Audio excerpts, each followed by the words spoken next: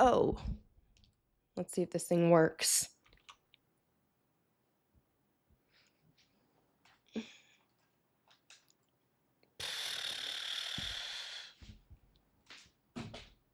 Oh, no, that's too bright. Oh, let's see if this thing works. Hi, guys. If you guys hear snoring, it's Kiki.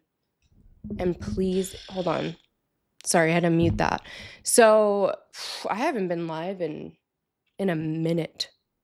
I guarantee I'm going to have some kind of technical difficulty at some point. So if it starts like freezing, just like let me know in the chat because I genuinely can't tell. I need to have like a producer on deck. This is too much for me. Let's see who we got in the chat. Pardon if I sound or cough a lot. I got sick for a little bit. I had a little cold, but we're good. Kiki is snoring truly so loud right now. Who do we have? We have, hey Chester, what's up? Kyle in the chat. Chester. Michael. Mark. Lisa, what's up? Okay. I'm not liking the quality of this camera, but we cannot fix this right now. We can definitely not fix this because it took me like an hour to set this up. I just moved my desk into this room. I just didn't like it in my bedroom anymore. But how has everyone been?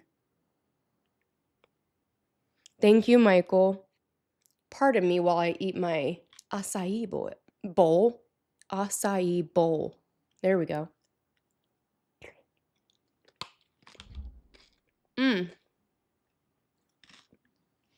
Hold on. There she is.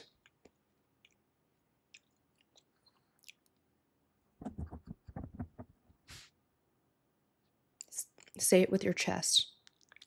Kiki, say it with your chest. Okay. Hi, David. Okay, so yeah, thank you, Lisa. The Ouija wall is coming along. There's a couple I left off that I like actually use because last time I kept putting them on the wall and taking it back down. It was a mess. But clearly, I need at least 10 more boards. I don't know if anyone's been to the Ouija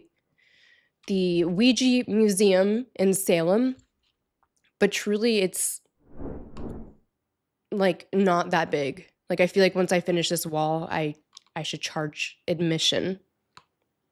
Oh my god, Kyle, thank you so much. Thank you, Kyle. It's for Kiki. Okay. I will directly give that to Kiki as a tip. Charge admission. Sorry if there's an echo there. Hold on. I want to try to fix something before we get started.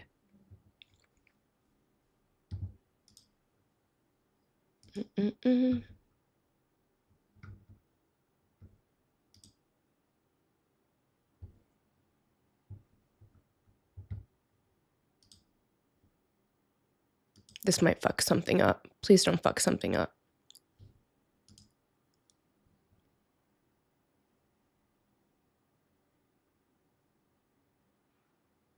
No, I think we're good. I feel like I need another light. I'm not enjoying the lighting of the scene. Did I freeze? Gosh darn it. Hey Darren, how are you? How has everyone been? I haven't done a live in a freaking year.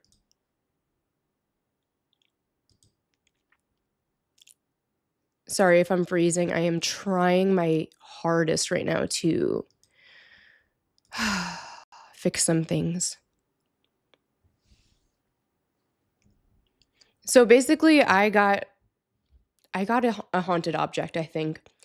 And I know it sounds like, oh, you know, I might be making it up. I buy a lot of stuff. Did I freeze?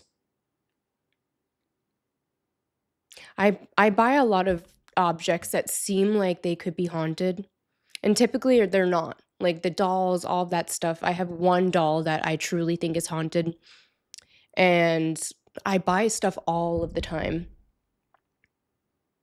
And typically nothing really happens in my apartment. And recently I acquired something very interesting, and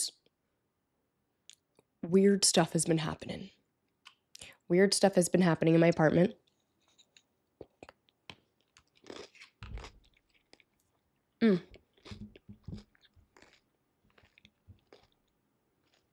Has anyone heard of the Willow's Weep house?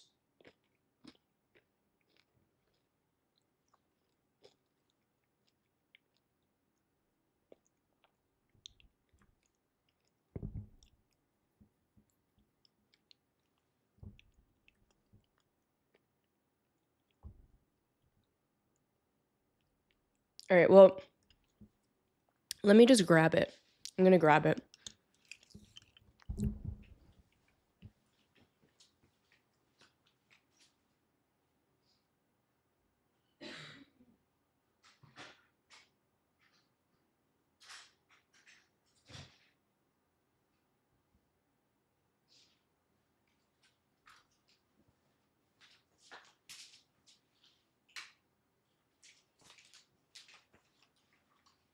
We got a light.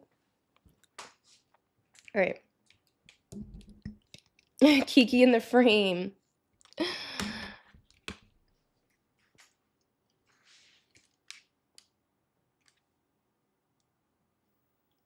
Let's see if this light helps.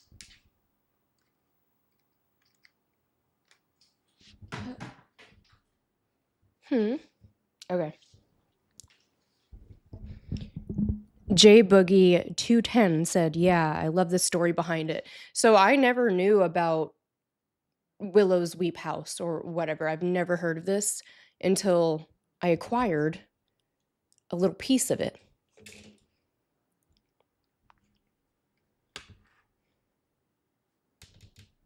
Shadow Side Paranormal said, "How do I collab with you?" Sorry. Send me a message. It's hard because my Instagram inbox gets really crazy. I try to go through it once in a while and it just gets overwhelming, but I'll try to remember this. Just send me a message. Right now I have like 4 episodes on deck at the moment, and I'm about to film another solo one. I do collabs occasionally, but as you guys know, I typically do it by myself. But I have so many people ask to go ghost hunting with me, and I feel like I need to eventually do some kind of like event, like a public thing where we can all get together, because I do want to ghost hunt with everyone. It just I gotta make it make sense. Oh, Uncle Hurley said their dog's name is Kiki. Yeah, Kiki is the best. When I got her, her name was Alberta, and it just didn't suit her. I got her from the kill shelter, though. So she had that name for probably like 3 days. Michael said, what does it say? I got a couple haunted objects, items, but I got it from a storage unit. You bought that's so cool. I want to buy a storage unit, like Storage Wars, and it's just a bunch of haunted shit.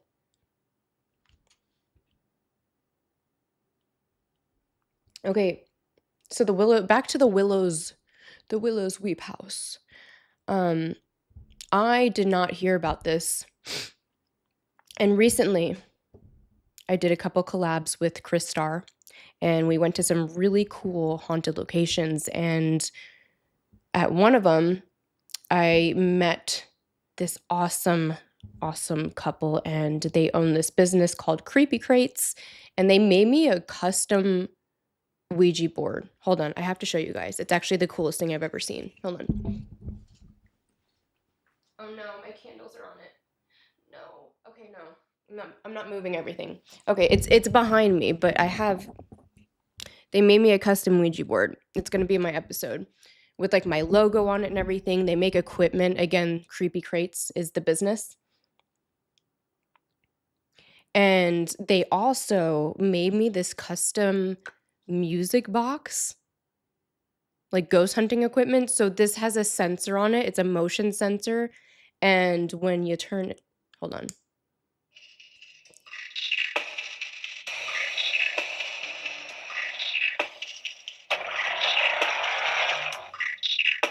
How cool. It's the American Horror Story theme song, if you guys are unfamiliar. And that show, like that intro, is what has inspired a lot of my intros. So that was really cool that they made that for me. And one other thing they gave me was this. An unassuming piece of wood. Hey, Terrence, Dustin. By the way, guys, I am very ADHD, so it's gonna take me an hour to tell this story. Just bear with me. Dustin, no, I have not been to Bobby Mackey's Music World, and now it will never happen because it's gone. Shucks. The Horrible Podcast. Skia is in the chat. How are you? I'm sure that anyone in this chat right now that's watching this, because I feel like it's like my niche. I don't know how many people are in here, but I feel like it's my niche group of followers, and I feel like those people would have already watched that podcast episode. But if you haven't, go watch it. It was cool.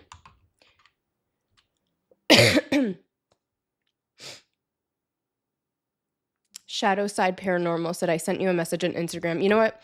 Okay, so with my ADHD brain, if I don't write this down right now, I won't remember. So I'm gonna write down Shadow Side Paranormal to try to find your message in my wild west of an inbox. It's scary in there, guys. It's scary. It's a scary place to be. You don't want to be in there. Hey, side-eye guy. Side-eye guy. How you doing?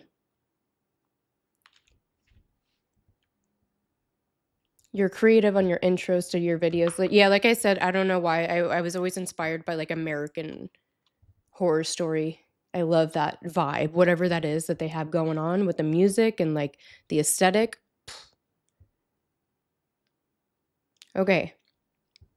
Where was I? Oh, the Willows Weep House. Okay, the Willows Weep House.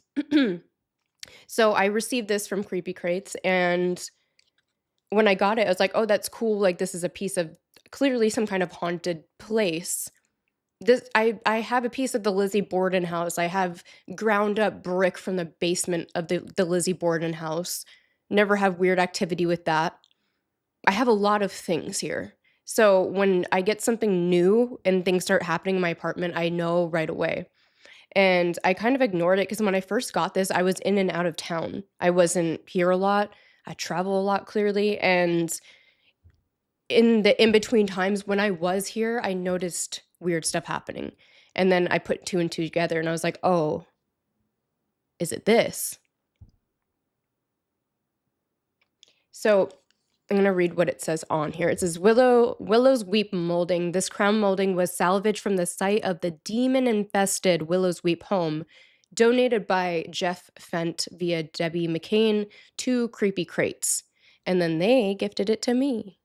That's so nice of them, truly. This is like, this house doesn't exist anymore. That's crazy.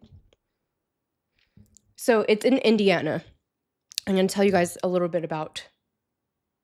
Where did my phone go? Oh, guys, this is... I lose my phone 50 times a day and it's right in front of me. Okay. The Willows Weep. I like the name of it, first of all. Willows Weep just sounds like it should be a movie.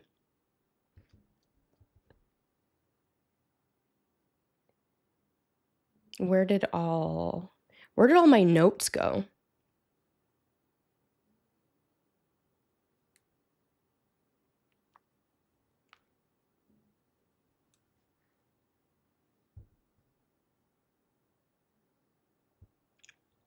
Okay. Why can't I find my notes? This is crazy. I found it. Okay. It's in Indiana. This was a house in Indiana. And it was very known, apparently, within the paranormal community. I don't know how long ago they tore it down. I want to say it was kind of recent. There's been a lot of people messaging me and like commenting on my post saying, I investigated there with my group, blah, blah, blah, and had a great time. There was also a lot of, so for whatever reason on TikTok, on TikTok, when I posted this, it gained more traction than I usually get. And there was just like a lot of people in the comments and some people saying that it was a scam or like it wasn't real. But then there's people that had real experiences there. So I want to say like this place is legit. I'm going to try to keep up with the comments over here. Pardon my freaking cough. Had something similar happen. We investigated an old house and graveyard from the 1700s, and something from the graveyard followed me home and was doing crazy things in my house. Yeah, you know what? It'll do that. It'll do that to you. It's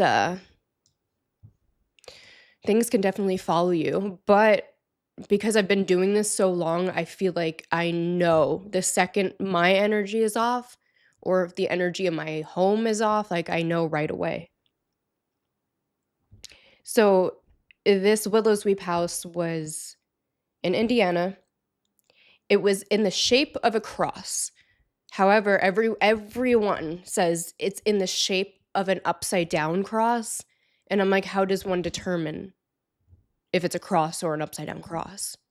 Either way, that's an interesting design for a demon infested home.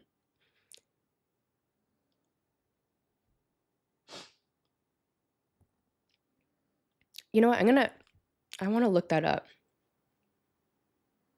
I know this isn't reliable, but why can't I talk today? My brain isn't on. Hello. Why? What was my question? Dude, my brain, I need coffee. This is crazy. Why do people think that the Willows Weep home is in the shape of an upside down cross and not like a regular side up cross? I'll check the layout. People call it an upside down cross mostly because of the way the main section and a wing line up from above. But there's no documented proof that it was intentionally designed that way. That's more of a law thing than a fact thing. Fun aside, an upside down cross is actually the cross of St. Peter. It's not inherently evil. Okay. She's going too deep into it. Someone asked, have you experienced any attachments after visiting a haunted location? Yeah, I have. But like I said, I can just tell very quickly and I'll go get a clearing, go to a shaman, go to psychic medium Sam. Like, I'll take action. Because if you let that shit fester, that's what scares me. Like the psychological part of an attachment, not so much like things moving in my house. Like, of course, that's alarming, but I do believe that the most dangerous part of paranormal attachments is when it gets in your head. Think of like a psychological horror movie. Those are the ones that scare me the most because I do believe that. Like the movie Smile is a really good example of that. Like these demons or whatever, like causing addictions and things that you're doing to yourself, but like an outside energy causing you to do so, if that makes sense. Kyle, that's a really good question. Does it go north south? I think that was part of like why people are saying like the upside down cross. Pardon me. Let's look that up. Does the Willows Weep house face north and south?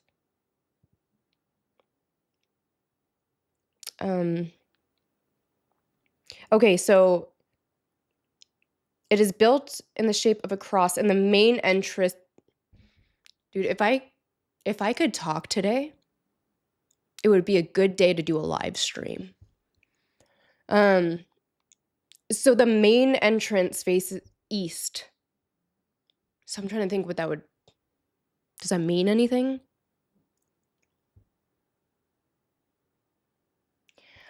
Someone asked, a lot of people asked in the comments actually, how do I find the Willow's Weep house documentary? Okay, so the one I posted wasn't really, it was kind of a documentary. It was more of a team investigating it, but it does like go into the history and stuff of it. So when I looked up, there was actually a real documentary about this place, and it's just not available that I can find.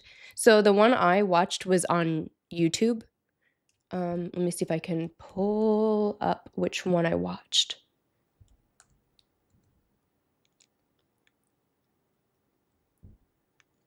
It's always like really interesting. So I don't know what the team was. I'm gonna find it for you guys, but the way that people operate, like I'm just used to working by myself. Like I feel like I have a very casual approach to investigating. Um, and you know, behind the scenes, people don't see like the prep I do like before I even head to the location, like in my hotel room, like centering myself, like calling forward protection, all of this stuff. I do all of that. I'm not stupid. Like I know how to protect myself. Clearly, I've been doing this for a long time. Um, but the way other teams operate, like it's like life or death. It's crazy. Like the team I was watching was doing an Estes method, and then I think they had like a code word to get them out of it, but they act like they're like, I don't know, like they're about to die or something. They're like, oh, like throwing the headphones off and then like running out of the house as soon as they're done. I don't know why they did that. Maybe that's what I'm supposed to do. I don't know. And I'm not talking bad at it. It's just interesting to see how different people operate. I don't think there's any right or wrong way, whatever makes you feel safe. Willow's Weep on YouTube. Which one did I watch? Okay, so there was some old show that covered this as well, and I can't find that on any platform either. It's like some guy that used to research paranormal and like weird happenings. Willow's Weep.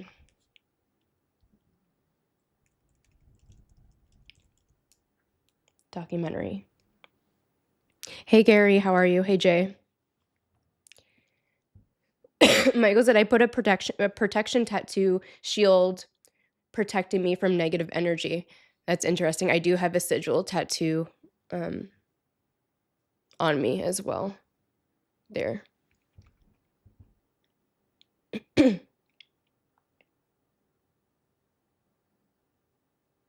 Michael said you have a unique way of doing a ghost hunt.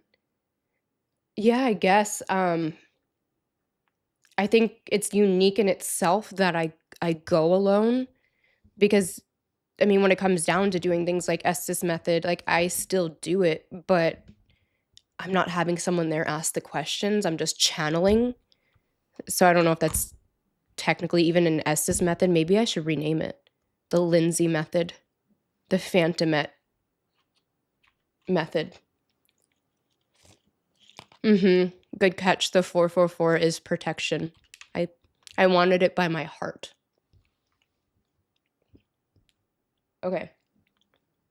So there was a 2022 paranormal documentary about, that's the one I can't find on any platform. It's called A True Haunted House in the Heartland of America is the actual documentary, and I want to figure out where I can watch it.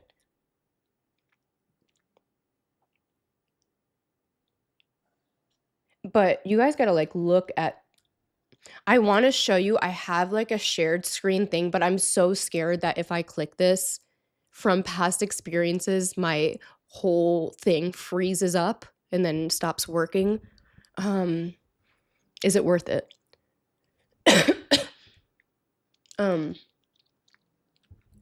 Here, let's continue a little more before I go messing things up.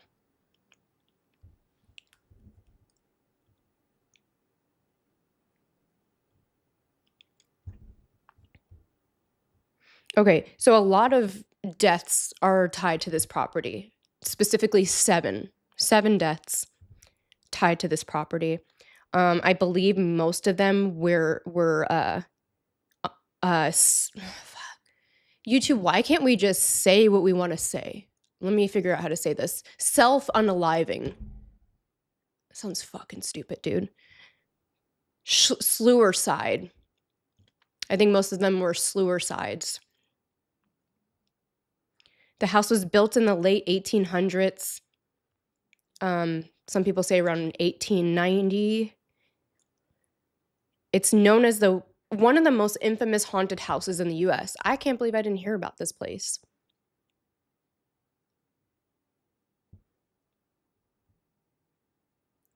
Black Wolf said 444 is protection. I used to see those numbers all the time back in 2025. It's crazy because that's how I found your channel. Yeah, 444 means protection. Obviously, like with angel numbers, different numbers have different meanings. Okay. This house is famous for its unusual shape, built in the shape of a cross. Some people say it's an upside down cross. As above, so below. The property sits near a crossroads and waterways. Okay, I always say that. Why is there so many paranormal hotspots that are near like a creek or a river or some kind of flowing water? I truly believe in my soul that that has something to do with paranormal. Mountains. And also I hear a lot about crossroads, but I don't personally know a lot about that. Does anyone in the chat know about the connection with like crossroads and paranormal hotspots?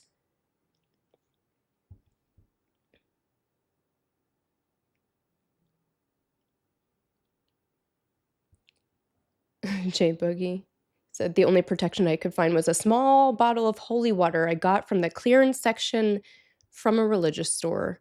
There's nothing like a good sale at a religious store.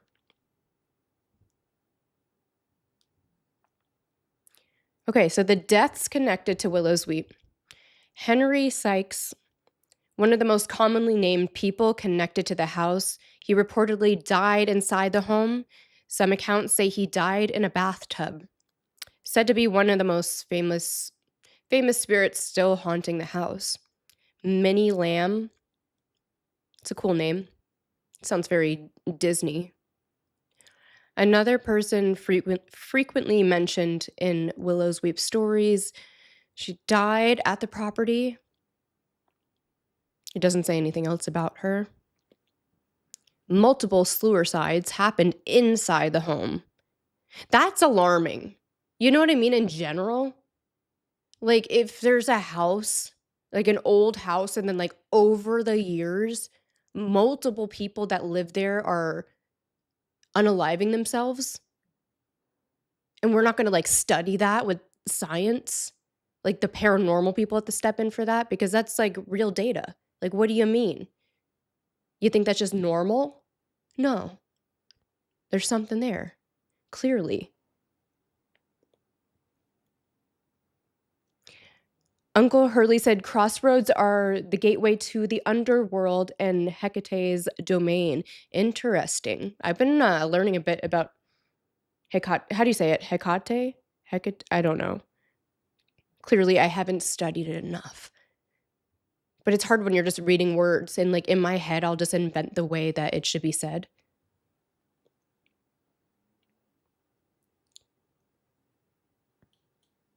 That's why graveyards or even Tyburn were placed by crossroads or by water.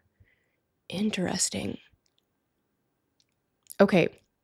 There's a story, and I don't know who it's connected to, but I think it was one of the homeowners mysteriously died outside on the property and then was eaten. His body was eaten by the hogs. No good. Not a good way to go. Yeah. So that's an interesting one. And then there's stories of bones, human bones that were found under the house. Some people say it was like Native American burial land, which that place is fucked. Oh, you built a upside down cross house on Native American burial land and you expected nothing to happen? Oh yeah, nothing's gonna happen. It's totally normal. You know what? Build the cross instead of right side up, build it upside down. I think that will make it better.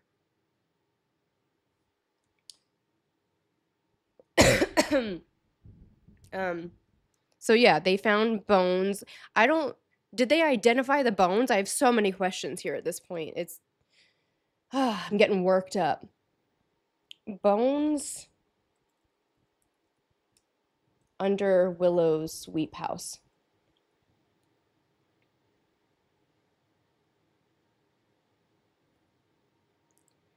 During plumbing renovation. Let's start that over. Round 2.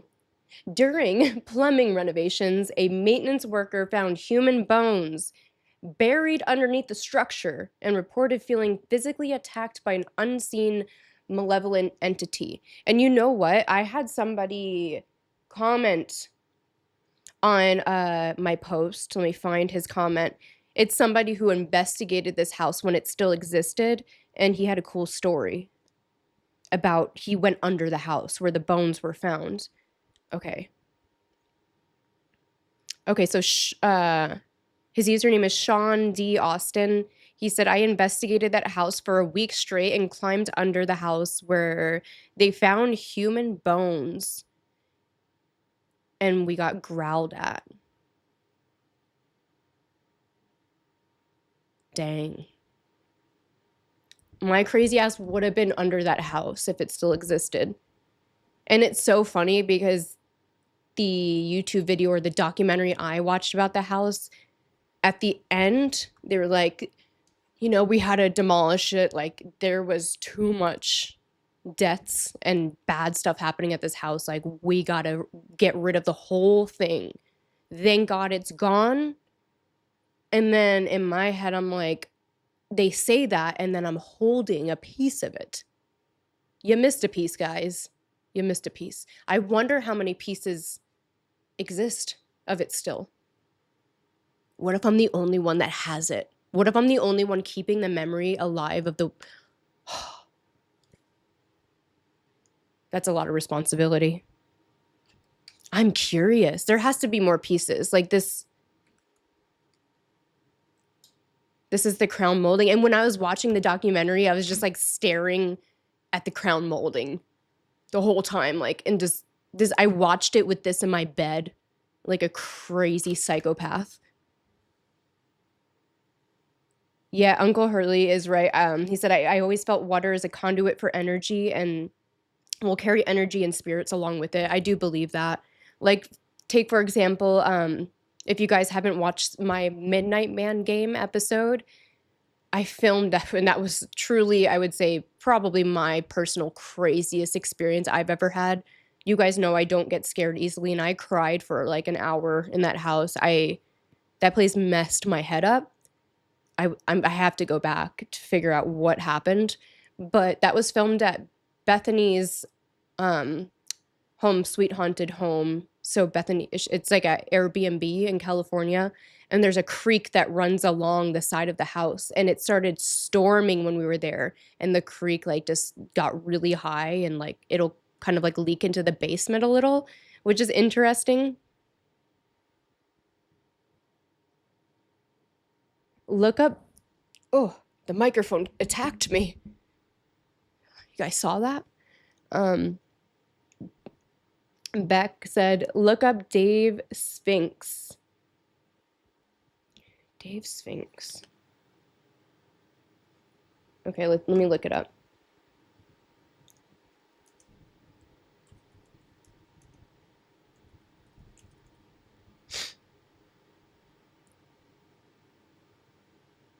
Oh, is that? No. Who is Dave Sphinx? It's popping up. I don't know which thing would be the best to watch about it. But for those of you that don't know what it looks like, I'm going to pull up a picture of the house.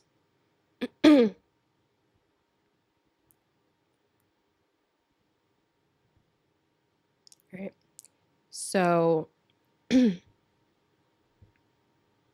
this is the house. So you tell me if that's a cross or an upside down cross. It's truly an interesting design. Whoever designed this was having a moment. They were having a moment in their life and they're just like, fuck it, we're making it a cross. Is it upside down? We don't know. We'll let you guys be the judge of that. And then like 7 people themselves in the house. That is honestly crazy. So like I said, weird stuff was happening, but I travel a lot. So like I was home and then I wasn't, but like I was noticing stuff and I started writing down some stuff that was happening so that I wouldn't forget to tell you guys. So let me grab that list.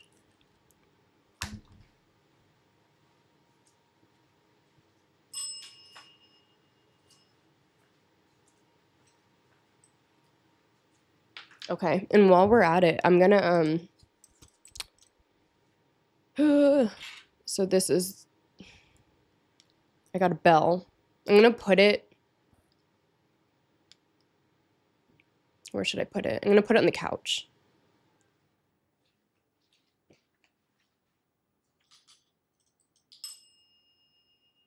Okay.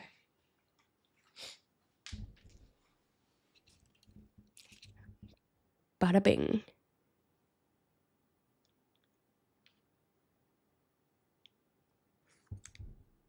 Fries are done. Kyle said. Okay, my notes. It just sometimes things would happen like right when I'm about to go to sleep or whatever. So I'm like, I gotta remember and write this down. Okay, so I wrote down at 11 p.m. I didn't write down which day, so that's great. Just 11 p.m. on any given day. Oh, yeah. Okay, so this is right after I made an Instagram story about the house, like having the piece of the house. I saw, this is going to sound crazy and I don't care because this is what I saw and I know for a fact.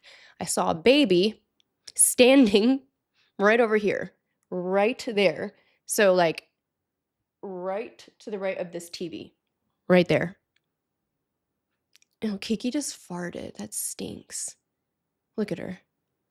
She got nervous when I said that.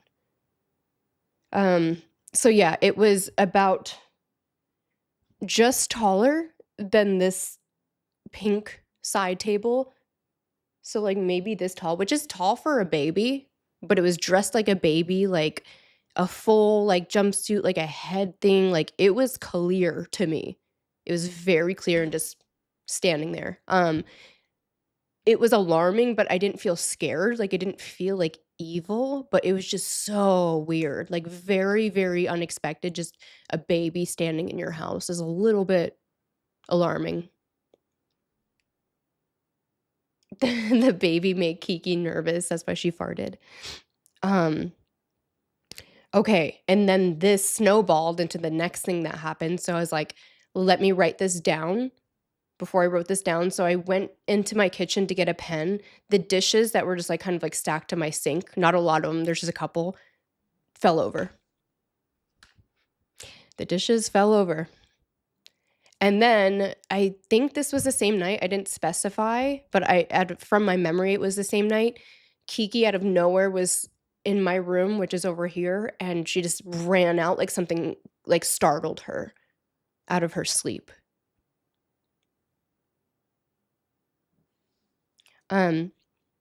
Then one day I took Kiki for a walk and I was like, while I go for a walk, I'm going to leave my phone with a word bank on. I put the Necrometer app on next to it and I went for a walk.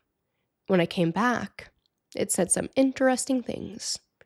It said tormented, devil's hour, by the patio, overgrown fields, and in history. Which if you think about all those words related to that house, could make some sense. Overgrown fields. So where my head went to with that is when I was researching this place, they said when they tore down the house, They don't think it fully got rid of the problem because they think the problem is in the land that it's on. So to this day, apparently, people still see shadow figures, things in the field where the house was. So the fact that it said overgrown fields, interesting. Devil's hour and tormented, also interesting words. So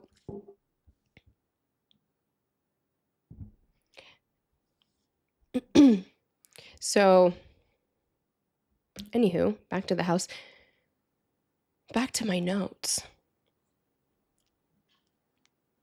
Like some dark stuff happened in that house. I'm trying to, from memory, someone hung themselves in one of the doorways.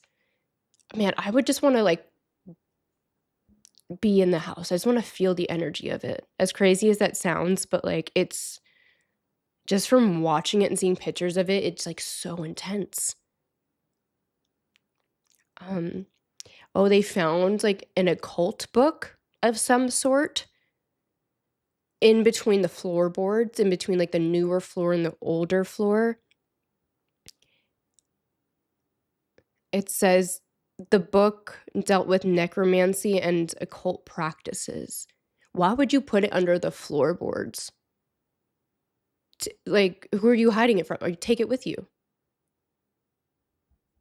That's weird.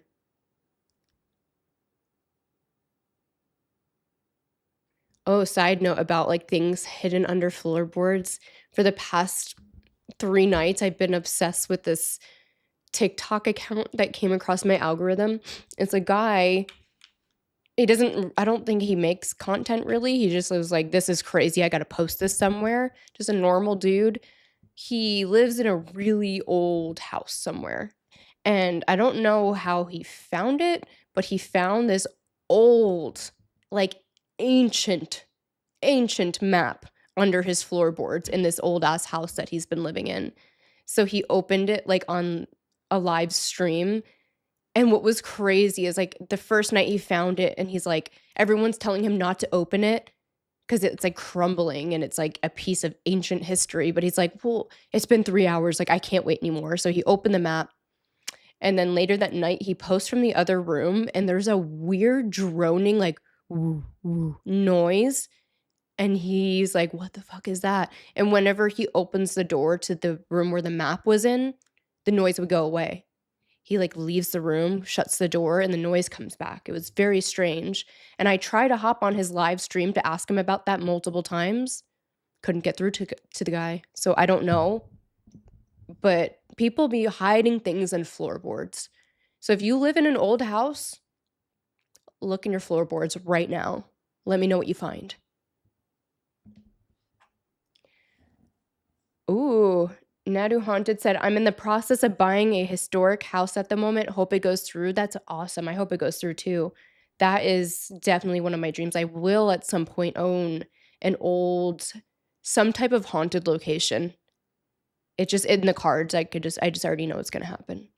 It's just a matter of the right time and when the right place will find me. I don't think I'm going to find it. I think it's going to find me.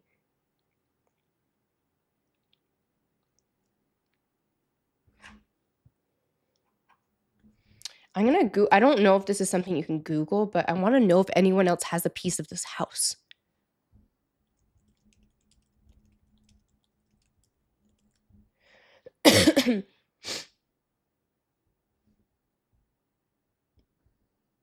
See if I can like find any on eBay.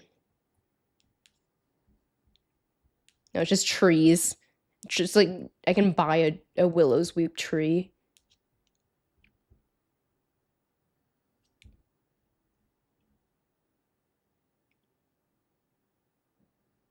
Dude, I truly don't know if anyone else has a piece of this house. At this point in my head, nobody else does. I just can't prove it.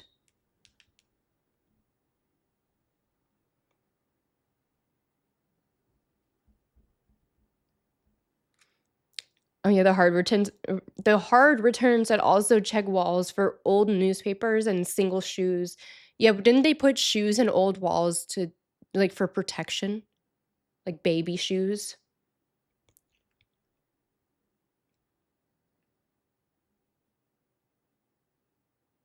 Sometimes you find more success when you stop looking and wait to be found. It's true.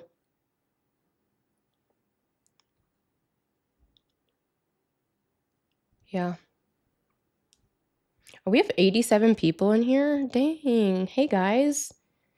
I'm nervous. I didn't realize there's so many of you. Black Wolf Romeo said, you are like a real life Doctor Strange. Is that the guy that opens the portals? That's me. Have you opened up portals? Oh, that's an interesting thing. I do want to try that. I wouldn't be able to do that in live. I have done automatic writing in recent times. There's a lot of stuff that I work on within my personal spiritual journey that I don't always share with the world because I just don't think it's the right time, but just know I am deep in the weeds with that. That would be very interesting to do. So Terrestrial, I don't know how to pronounce the username, said hold the object in one hand and do automatic writing with the other to track the other pieces. Well, I think just like channeling from holding it would be cool.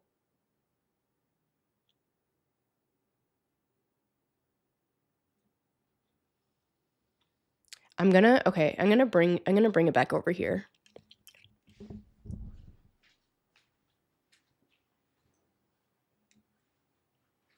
Okay.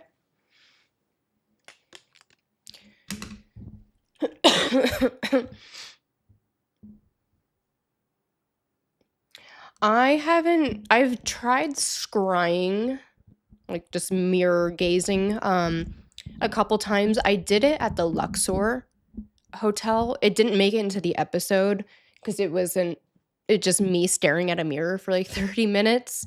But in it's interesting because I start like swaying and I didn't feel myself doing it. And I remember seeing some crazy stuff. Cats being buried in the walls? What do you mean? All right, am I not supposed to open, like, you know how it's displayed like this? Oh, my clip is like not, hold on. Get back in there. Get in there. Cool. Am I not supposed to open like this? Millsy MC, what's your scariest moment on your adventures? Like I said before, truly, as of right now, I would say if you watch the Midnight Man episode, what happened to me there is the scariest thing that I've experienced. Wait, Black Wolf Romeo said, don't do it. Jay, what's fake? Ho said, what's your feeling in the Sally house? Dude, I had a dream about the Sally house recently, and now I'm like craving going back there, which scares me a little bit. I don't know why. But yeah. I'm like sitting on the feeling for a bit before I go for it because I am impulsive and I'll just like book it next week and go. But I don't know. Kyle said, don't do it, and tipped me to not do it. Kyle, you're making this so hard. I really want to open it. But he's like, no, no, no. I mean, okay, guys, let's be realistic here. Let's ground ourselves into this reality right now. What's the difference of it being in this? It's not glass. It's just like a little plastic thing around it. Like, it's like a genie in a bottle. When I open it, it's, whoa, you know? What's the hard thing with spiritual stuff is like you just never know. Like, this could be like amplifying it. I don't know. Maybe it's angry that it's in the case. Have we considered this? Ho said you should do Sally House 2.0. It's a possibility, man. I've really, truly been craving it. And that's never like a good feeling, like craving going back to a demonic house. I think part of it though is when I went to the Sally house for the first time, I did not know the extent of everything. I didn't really look into it. And once I got there, I got that phone call from Jay telling me like she didn't even want to be on the phone with me while I was in the house. Like she was that freaked out by it. And then I read the book written by the actual couple who lived there, who had all the experiences, and it tied into so much stuff that happened for me throughout the night. So it was like all of these like crazy synchronicities that blew my mind. So after that, I've always had this feeling of like I want to go back now that I know more about it and do more like specific experiments that are related to things that would happen.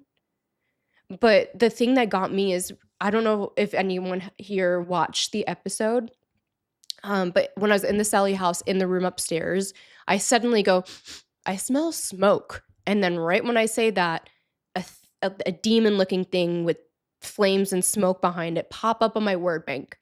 Now, this is before I knew that back in the day, the main thing that was happening in this house was random fires starting, candles randomly like lighting themselves up. I didn't know about that. And I was smelling smoke throughout the night. So I kind of like would want to go back and bring candles and stuff. I don't want to start a fire. Like I'm not going to light the candles, but maybe as like a trigger object.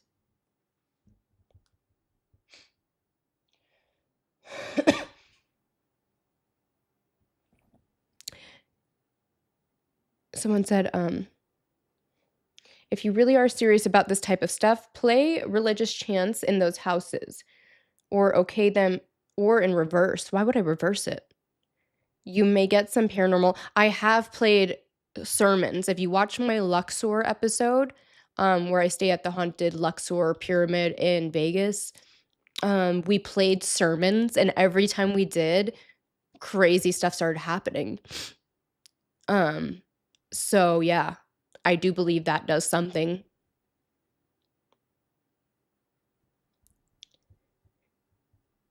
Sandrine Douglas said, I love all your videos because you're true. Thank you. I appreciate it. Yeah, I definitely stay true. That's why you won't always see a chair flying across the room in every episode, but you know, I hope I entertain you guys at least, whether there's activity or not. The unfortunate thing with these channels that you see grow, I don't know where the turning point happens, but I've seen it many times before where like a channel is genuine and you know, doing everything that I'm doing, and then once they get big enough, I don't know if it's like an external pressure from the algorithm or like a management team, but things get fake and it's unfortunate. And they still do well, which is also unfortunate because other people see that and they're like, oh, but these people are kind of faking and dramatizing these paranormal episodes and they're doing good, so I can do that too. But that will never be me. Eye contact. That's interesting. Someone said classical gin when you smell smoke. Yeah, so a gin is like a type of entity as far as I know.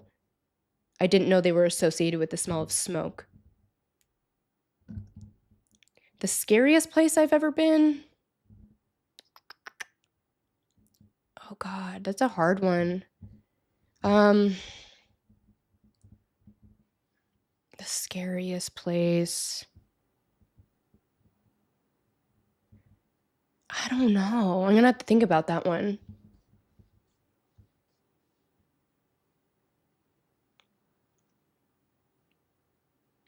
Yeah, Nathan said there always has to be an escalation to keep the eyeballs, but I mean, in my vision, like what I see for myself moving forward, like as that growth would happen, people, I could be wrong about this. Correct me if I'm wrong. People aren't necessarily, some people might be, but I would say the majority of the people watching, or at least I know for myself, aren't there to get like true paranormal proof only. I want to say that a lot of people are watching because they enjoy watching me because I'm just very clumsy and silly, and I just am what I am. I don't know what they see in me, but some people are watching because they like the creator, not necessarily like the information they're gaining. It's like how you're making the audience feel. And I think that an audience can feel when you're genuine. I do believe that. So that's the route that I take. Yeah, and I've put out episodes where like nothing really happens. Like like the word bank goes off, which it always will. Like a bell might ding, but like it's not extreme every time because it's realistically not going to be extreme every time. It's just the reality of it. And some people that I know will be like, I'm not even going to post the episode, nothing happened. But I'm like, post it. Like it was still like you were still entertaining, like still post it. But everyone has their own way. Have you ever investigated the Hinsdale house? I slept there for 3 nights and didn't experience anything. Yeah, that's interesting because I've heard that the Hinsdale house is crazy. I almost went there recently and I didn't get to, but I would like to. So we'll see if I stay there, if anything happens. I do, you never know. It could be the most haunted house in the world and you stay there for 3 nights and things might not happen. And then the next night, someone else might stay there and then have the craziest night of their life. There's no rhyme or reason to this paranormal stuff. I think that certain people bring out paranormal activity at places. I know I do, regardless. I posted a story on my Instagram recently. Excuse me. And I walked into an antique store and the music was playing normal. I walked into the room where the speaker was and it turned into like demonic remix of Lean on Me. Like it just, I don't know what happened. And it was as soon as I walked into that room. And things like that happen to me a lot.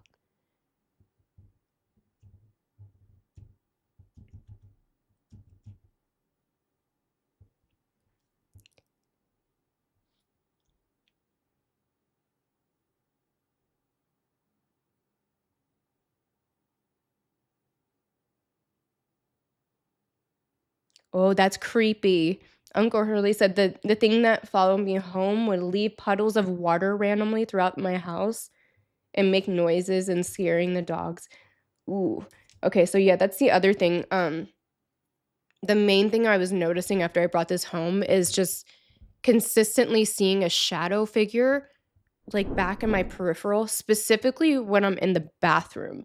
So my bathroom's over this way and I would see it like outside the bathroom and I don't see a face, but I see like a tall figure and I saw it multiple times. So I don't know. It's almost like it it just feels like it's like watching in the distance. It's very interesting. Thank you so much, JMSAN98 sent a tip saying, Phantomat, the fact that you do these investigations solo, mad props. I definitely couldn't do it alone. I started watching because the the bug suit is epic. Thank you so much. I appreciate you more than you know. Yeah, the bug suit has become a thing. And thank freaking gosh, I had that when I went to Goatman's Bridge. Eskia was like, not like, don't even, he told me not to bring the bug suit. He said, don't even bring it. You're not wearing it. That's like, you're going to embarrass us. And you thought I listened? No, I will always bring the bug suit. So I did. And thank gosh, because there was 1 million, probably 2 million spiders. 2 million spiders just crawling all over us.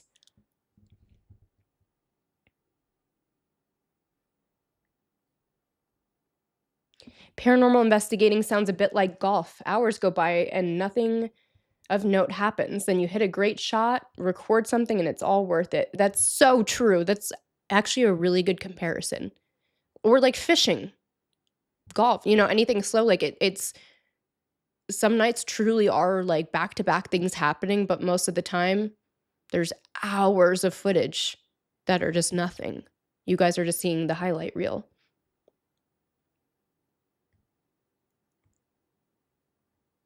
Has anyone seen the film The Entity? Happened in the USA where a woman was raped by a spirit. True story. Anyway, they created a bathroom in a sports hall, and when things happen, they froze. What in the world movie is this? That sounds like a lot.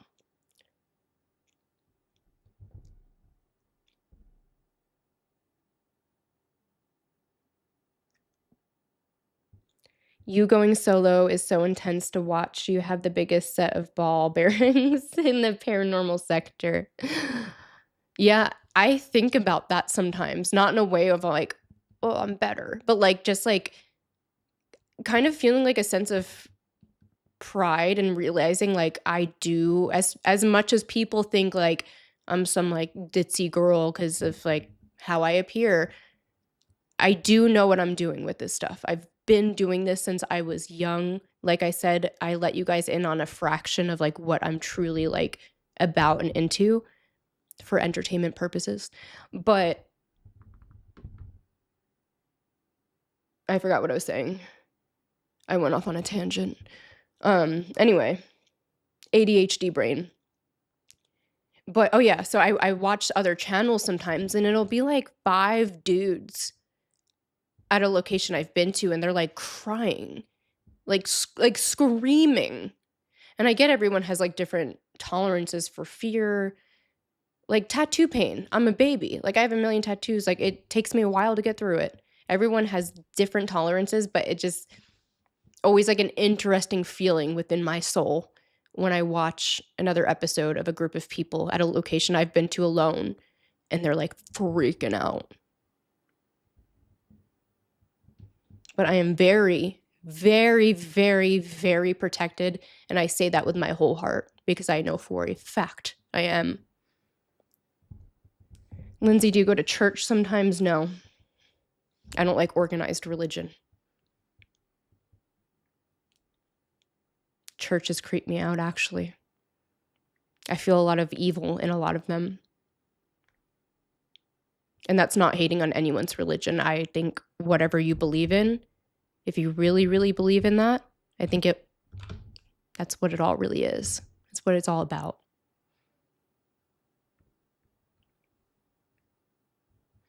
Would I hang with the Annabelle doll? Yeah, I would go there. I can only imagine they're charging like $1 million, so I don't know. But I think that there is a lot of truth to the Annabelle doll. I mean, after the handler, they said, don't take the doll out of the case. Don't take her. One rule and our final wish is don't take the doll out of the case. Cut to however many years later, 20 years later. Hear me out. This is them at the meeting table. Let's take her on a world tour. Everyone at the table, yeah. It's a great, yeah. Why didn't we think about that sooner? Let's take her on a world tour. Cut to the handler of the doll happens to die. You're going to tell me that was a coincidence? Okay. Yeah, sure. Tell me more. My bowl just melted now.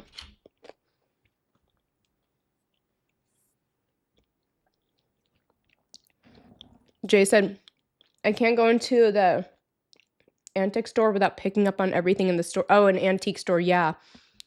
I love antique stores. Like when I'm having an off day, this sounds crazy, but I typically just go to a local antique store and walk around just to feel something. It really is. It's like intense, but I like it. It's like almost like practice. Yeah, Matt Rife owns does he own the doll too then? Is that his doll now that he owns the museum? Was it his idea to bring the doll on tour? No, I don't think it was his idea. Yeah, Annabelle going on tour like BTS, like literally that's insane behavior.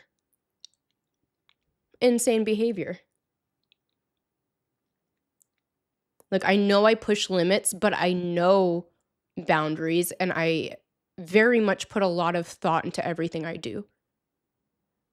Remember that. in my experience, organized religion has become a so-called museum for saints rather than the hospital for sinners. Yeah, organized religion is I'm not going to get into it.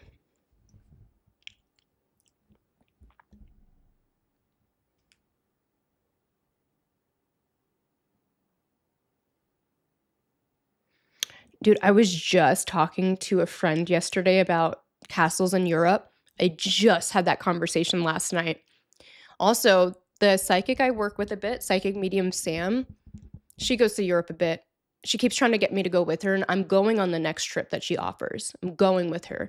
She had a really crazy experience, like probably one of the I never see her get like messed up from this stuff, and she was like tripping for a bit. She had a really crazy experience in one of the castles. And the friend I was talking to last night just went to a castle, and she had some crazy experiences too. Like someone in her group got like poked in this like torture chamber. I need to get my ass over to a castle immediately. Like just like from looking at pictures, like I can feel energy from pictures typically. It's one of those things I can do. One of those useless gifts, I suppose. I don't know what I can do with it, but I can do it. When I look at the pictures of the castle, I can compare it to like if I astral project and I try to go somewhere I shouldn't, and you get like pushed back because it just like it feels like too much to handle. That's what it feels like when I look at pictures of castles in Europe.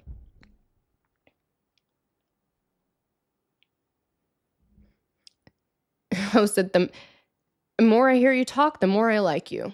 Well, that, not everyone thinks that, so I appreciate that. Some people are just shut the fuck up, Lindsay. Shut the fuck up. You talk too damn much. Your brain doesn't stay on track.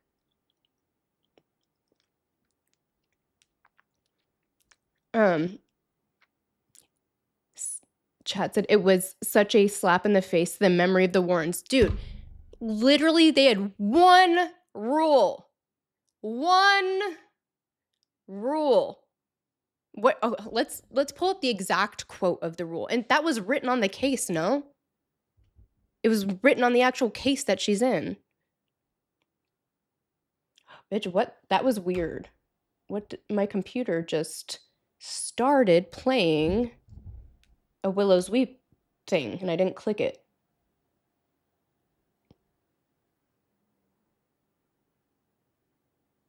Weird. Weird, but okay. What was I just going to look up? That distracted me.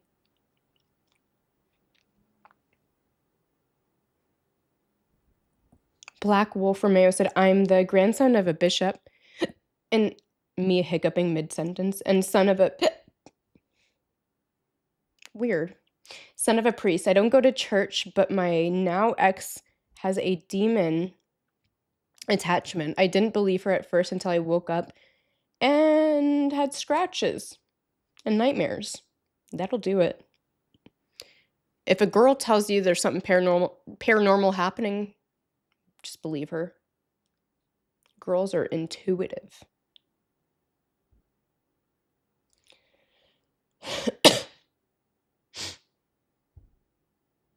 Did I finish reading my notes about Willow's Weep? Yeah, those were the only notes I wrote about it. Someone said I'd love to see the Side Eye Guy do a collab with you. I would do a collab with Side Eye Guy. He's like the one person I've come across in the debunking community that was nice to me. We met because he did a debunking video about me. However, it was the nicest debunking video that I've ever had made of me, if that says anything. No, truly, because it wasn't like you'll never see me getting debunked unless they're making it up. Like I'm not faking anything. So his wasn't saying I was faking anything. It was just a matter of questioning about whether I was completely alone at the Mitzvah Hotel. And I was. It truly was an unbelievable experience, and it's only something that would happen in a small town. But I was completely alone at the Mitzvah. So I'll tell a quick story about the people that haven't seen that one. So the Mitzvah Hotel is a haunted hotel in Nevada, a couple hours from Vegas. And I have filmed there before, and I decided to go back by myself this time. So I get there, and as soon as I get there, the front desk was like, "Oh, we tried to call you. We're trying to let you know that we're not having any guests staying here tonight. It's winter and the heat is broken. We just moved everyone to our sister hotel across the street." And I said, "No, like I have to stay here because I'm ghost hunting. Like I'm ghost hunting, that's why I'm here. Can I please like at least like go in there for a bit?" And they said, "Yeah, you know what? Go ahead. And you know what? While you're at it, we'll give you access to the basement too." So I had to start in the basement because there was nobody, the workers even left. There was nobody there. They all left. It was freezing. So I started in the basement and stayed there as long as I could until I came back up. And then the whole place, like there was doors open on different floors, like room doors were just open. It was the trippiest thing that's ever happened to me. And it's crazy because I was manifesting so hard before I went. I was like, please let me have access to the basement. I didn't book like a tour of the basement, but I was just hoping by some luck I would get access to it.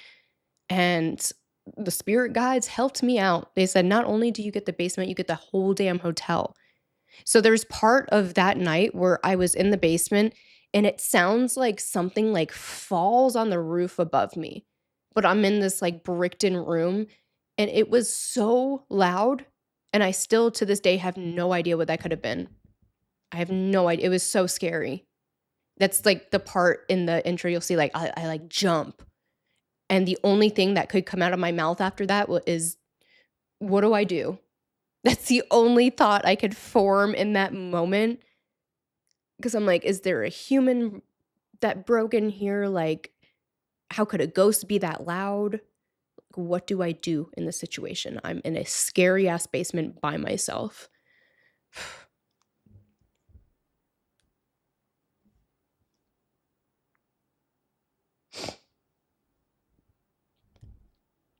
My nose is so stuffy still. Can anyone else do that with their nose? Hold on. Let me get in here. Let me get close to the camera. So not like a nostril flare, like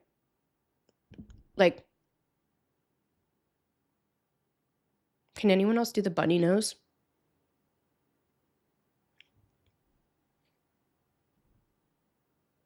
Thank you, Purple Cup Fish. Happy to be here.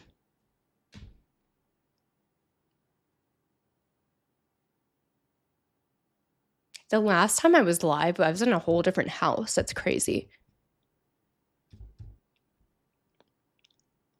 Cocaine will help. Nah, never been one for that. Okay, I really do. Okay, I'm gonna put on a word bank with this willow. I really want to open it, but Kyle literally tipped me and said, don't open it. So now I'm like torn because I don't know. Okay, we're putting on the word bank.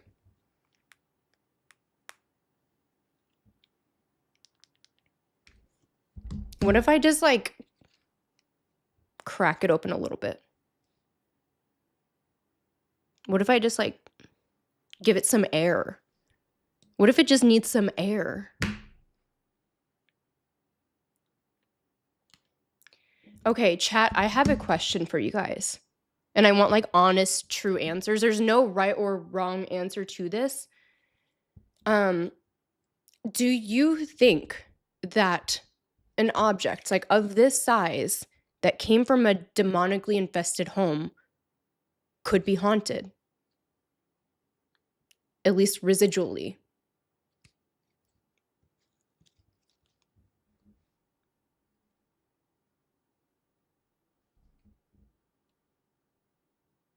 Oh, Kyle brought me back on track. I forgot I was looking up the Annabelle rules. We're on a whole new track at this point. Don't let it breathe. Guys, I really want to open it. This piece of hair is ticking me off. Okay, well, now that I'm thinking of the Annabelle rules, let me go back to that.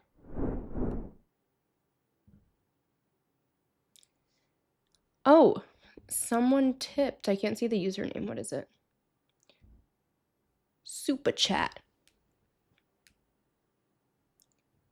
Oh, what did I just do? Hold on.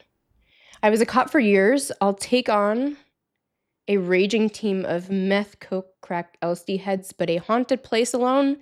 Nah. I'll pass. You're definitely a brave lady. Could you go back to 1 hour videos again? Did I ever have 1 hour videos? So the next video I have coming out is the St. Augustine Lighthouse, and as of now, it's like around an hour, but it might be clipped down like a tiny bit, but it might be a longer one. I'm trying. It's just, it's like such a struggle because there's people that like want it cut down to just the good parts, but then there's the people that want the longer one. So I'm like, what do I do? What's a girl to do?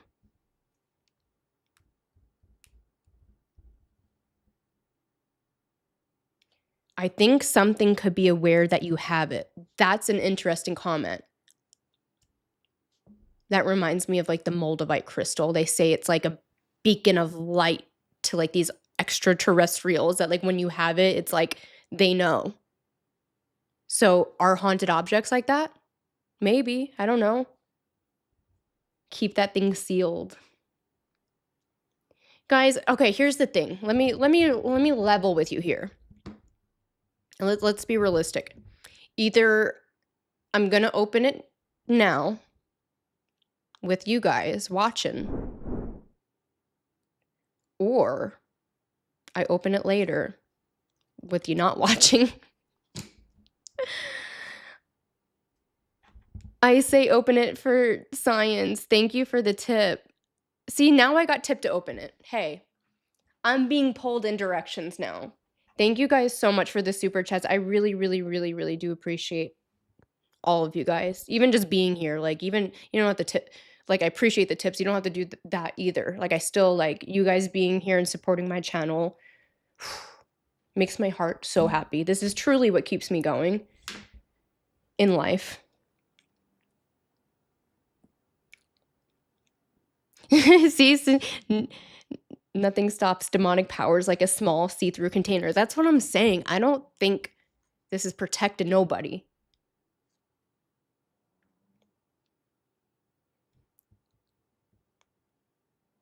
Okay, side quest with this conversation really quick. The rules of the Annabelle say positively do not open.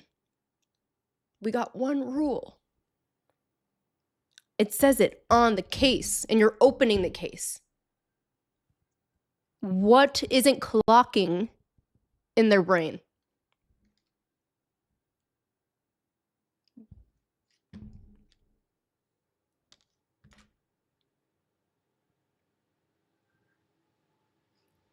Well, I'll tell you what. I know that the Annabelle case says don't open it, and they did it. This doesn't say anything about not opening it. Let's ask the word bank. Oh, hold on. I got a new piece of equipment. Maybe we can utilize it. It's the yes no box. I've been wanting this thing for so long. It's just so simple, easy to use, straightforward. Yes, no. It says one or the other. And every time I try to buy it, it was sold out. And there was an actual Ghost Augustine store in St. Augustine.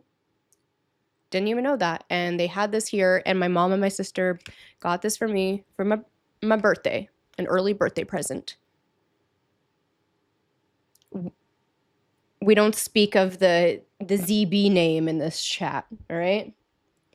That's like, I'd rather say Skinwalker.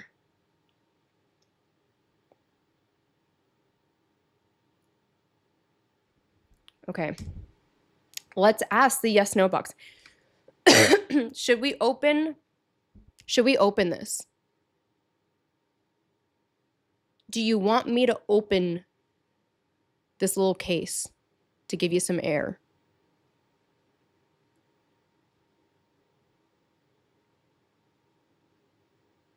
Open it and let it breathe.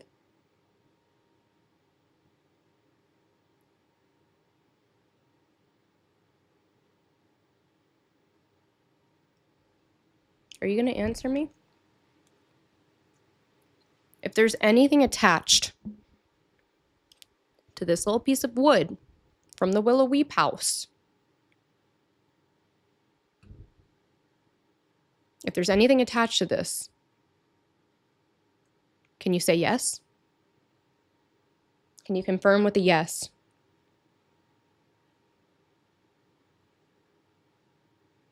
Okay, guys, I truly... Oh, this said bullet.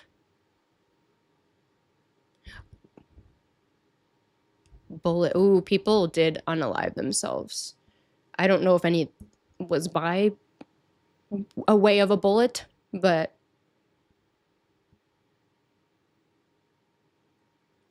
Okay, guys, I gotta go pee-pee, but I'm gonna leave this here. I'm gonna leave the mic on. So if if anything, here. Haunted bunker. Okay. I'll be back. Let me know what happens. Bullet for My Valentine.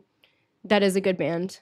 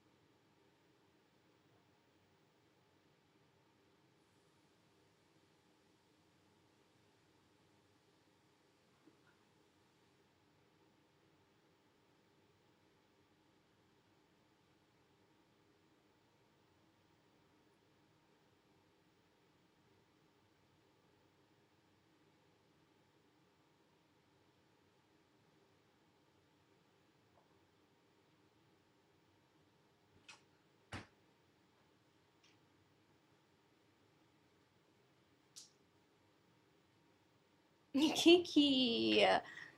Hi. Oh, the baby girl. The baby girl.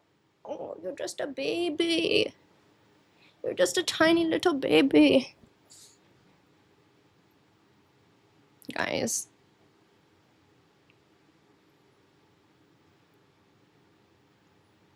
What did I miss? I wasn't sitting on her. She sits like on me or like literally like right next to me. She has to be attached at the hip at all times.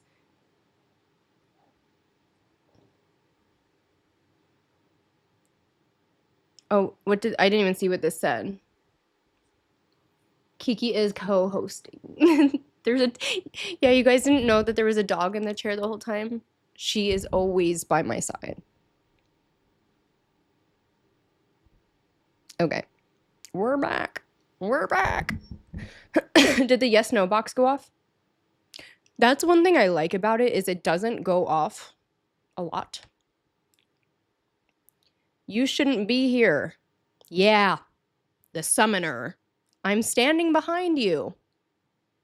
Dusk. Haunted bunker. Yellow. Bullet.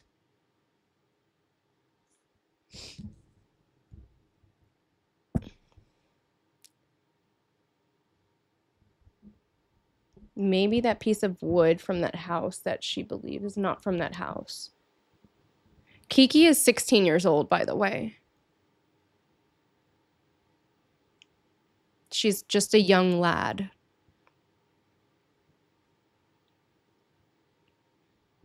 We got 92 people in here. That's exciting. Hey, quick thing, quick announcement, quick request, if you will. Make sure all of you guys are subscribed to my YouTube channel. Go check right now. Click out of your, whatever you got to do, make sure you click subscribe, because sometimes people think they are I've done that before where I swear that I subscribed to a channel and it didn't work. So double check.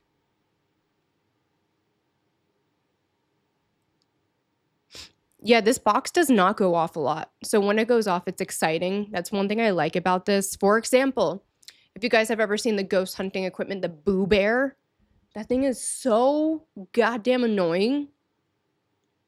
I had one around me one time at the St. Augustine jail. It wasn't mine. It was just there.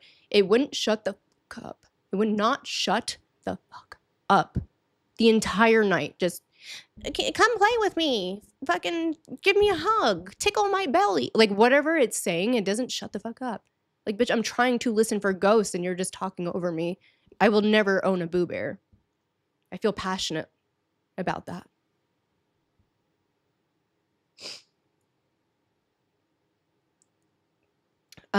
Also a quick update while you guys are making sure you're subscribed to my channel. The next episode coming out is this, pardon me, is the St. Augustine Lighthouse. I brought my mom and my sister ghost hunting. If you look way back on my channel, I took them ghost hunting years ago for their first ever ghost hunt. That was also in St. Augustine. However, it was at the jail. And I don't know if a lot of you in the chat have already heard the story about my mom getting a bit possessed after that jail visit, but I said that I wasn't going to ever let her go ghost hunting again because it was truly so scary what happened to her. But I figured that jail in St. Augustine truly is intense. It's one of the, I would say, like top 5 intense locations I've been to.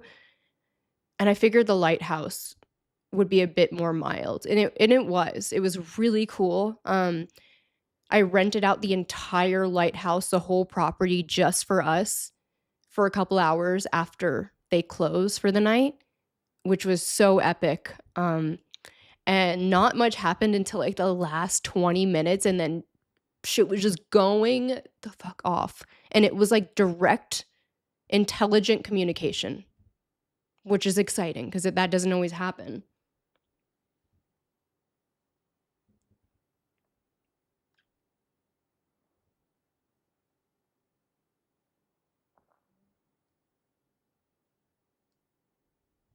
Peter said, I've been subscribed for a while. Thank you. Bunny said, I am subscribed. Thank you.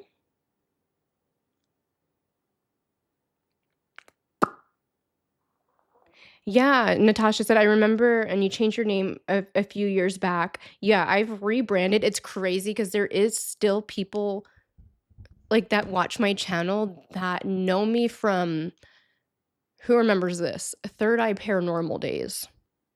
I don't think there's any OG people in the chat right now. Maybe I'm wrong.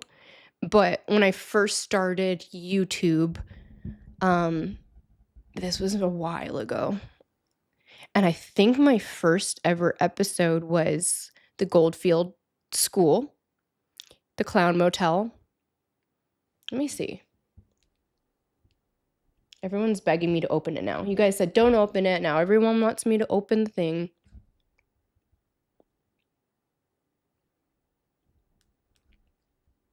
I can't even watch my old episodes. It's just like, to me, it feels cringy. I think that's like a normal reaction, but yeah. So Third Eye Paranormal, 6 years ago. I started my channel 6 years ago. Goldfield. Then I did the Clown Motel. Then I did, I didn't even put out a whole episode of it. It's just a clip from it. But the Museum of Shadows in Nebraska. Then I did an alone one for the first time 6 years ago, and that was at the Glen Tavern Inn, which I recently did again. We're coming around full circle. Hotel Apache, which I've done multiple times.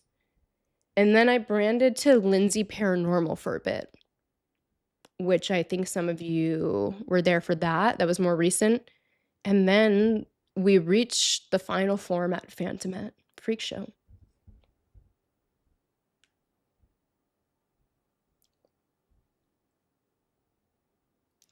Oh, wow. Decepticon Mark said, I've been sub to you since Return to the Hotel Apache video. Dang, you are like an OG. How are you? That's awesome.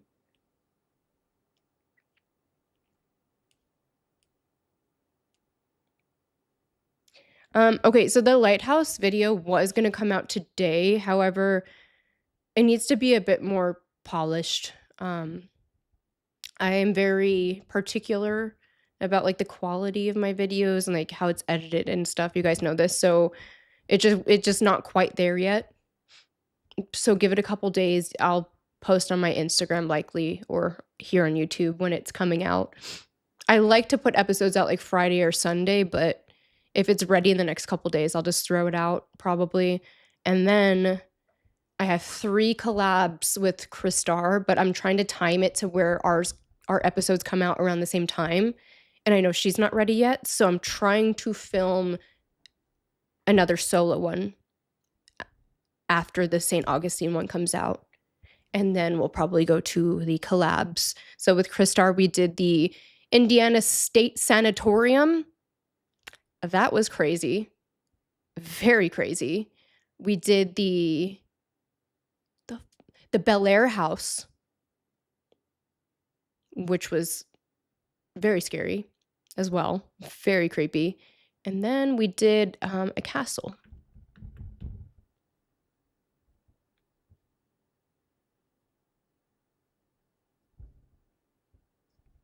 Bunny said, I found you through the Horrible podcast. Again, guys, if you haven't watched that, I think it's tagged on my channel somehow. But that was such a cool podcast that I was on. I'm super grateful to have been on it. There's like, if you guys are into this stuff and want to like broaden the horizons of what you know and think about the paranormal, it's a really good podcast to listen to because there is just all kinds of different walks of life and different beliefs. And even if you don't believe in that thing, it's so interesting to learn more about it. Just like broaden your knowledge a little, guys.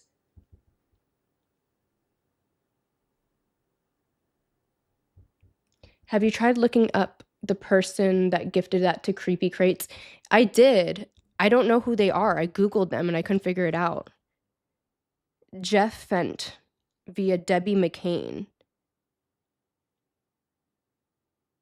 So it seemed like Debbie McCain had it and gave it to Jeff Fent, and then they gave it to Creepy Crates. Who's Debbie McCain?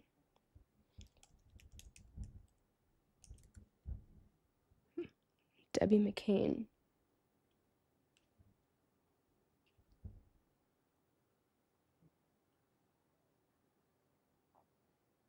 Is this her?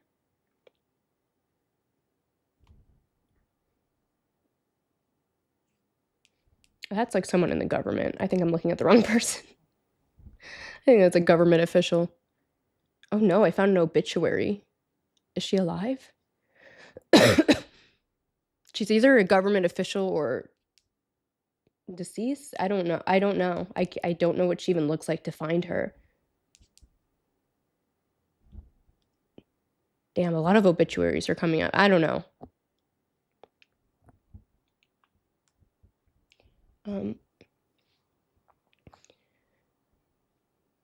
I haven't been to Europe yet ghost hunting, but we talked about that earlier in the stream, and I will be going. I'm going to try to hop onto one of Psychic Medium Sam's trips because she knows her way around Europe. Why is my TV on? It's for the vibe. It's my portal. It's how I allow the spirits to enter my apartment.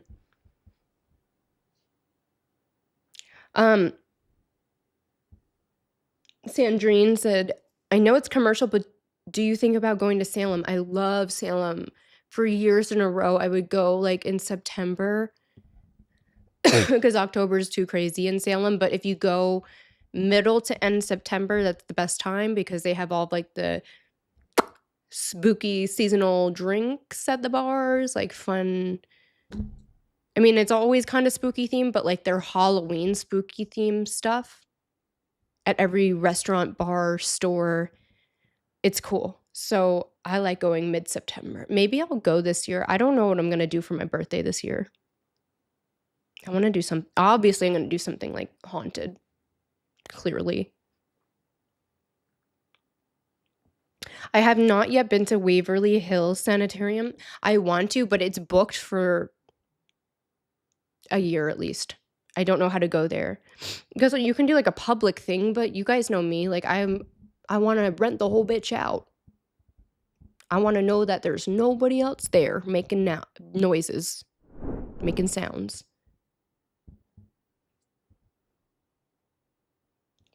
Debbie McCain, the 1800s.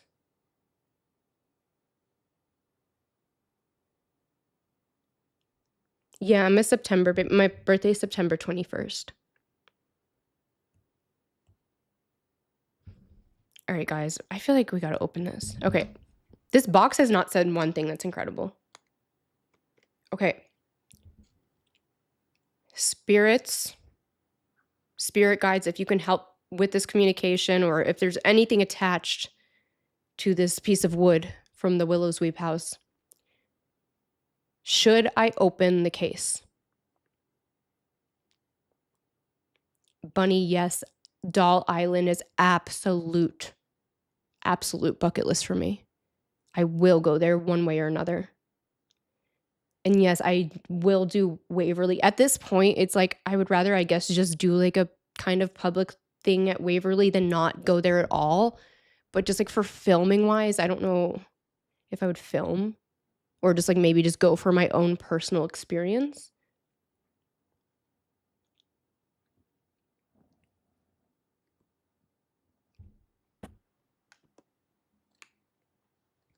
Should I open? Talking to it like it can hear me. Should I open the case that this piece of wood is in from the Willows Weep house?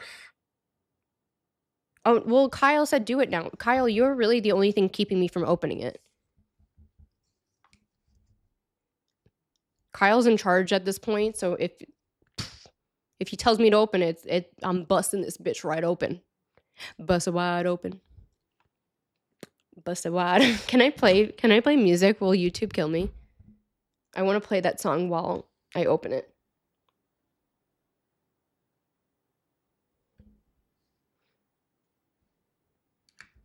My word bank said it's attached to you. Guys, I think it's too late. 2010s. Word bank said 2010. Oh, Kyle, I missed the comment. I'm sorry. All right. It's opening. Bust it wide open. It's open. It's open. There's no going back. We're deep in the weeds. I don't know why I smelled it. Just checking.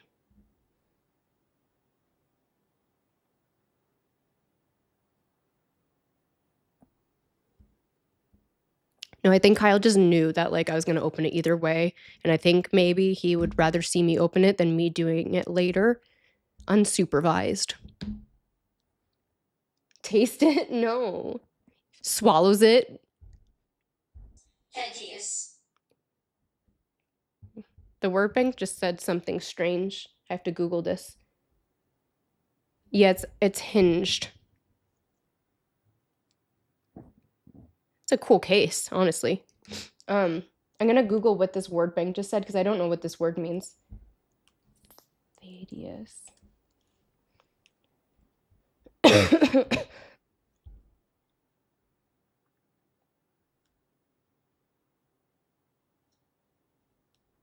Thaddeus. Who's Thaddeus?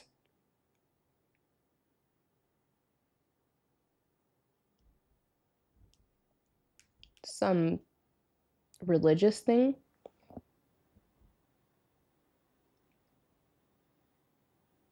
It does not smell like cinnamon.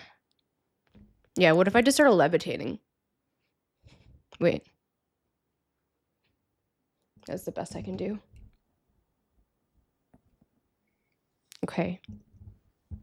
I'm gonna hold it.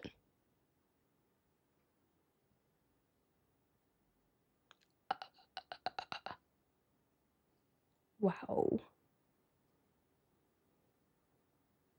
Looks like a piece of a tree. I mean, obviously wood is tree, but like... Yes. Did you guys hear the... Did you hear this?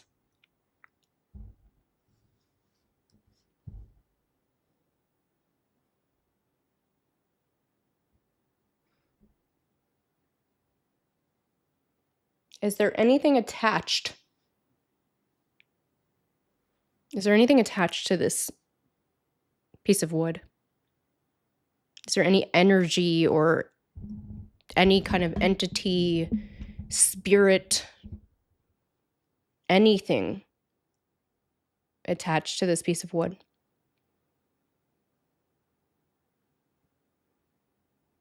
It said yes before, if you guys didn't hear it. Stacy said, hey, from the UK. I just watched you on the Horrible podcast. Thanks for being here. Like I said to everyone else, if you didn't watch it, go watch it. I have the hiccups. Yeah, it's like, do I believe it? If I say, is there anything attached to this piece of wood? And it says no. It's like, bitch, you answered. I'm not stupid. Okay.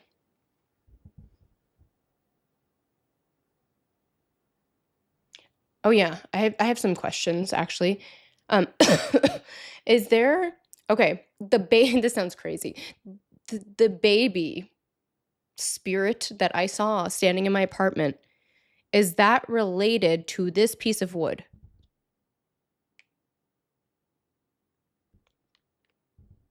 Is whatever I saw attached to the Willow's Weep wood?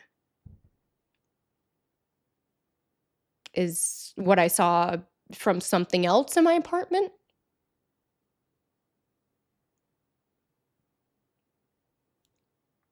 You're being awfully quiet.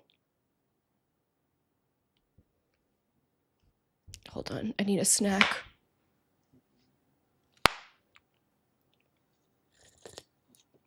Just like soup now.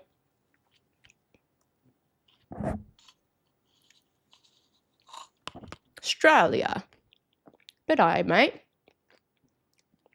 I love Australia. I've been there a couple times.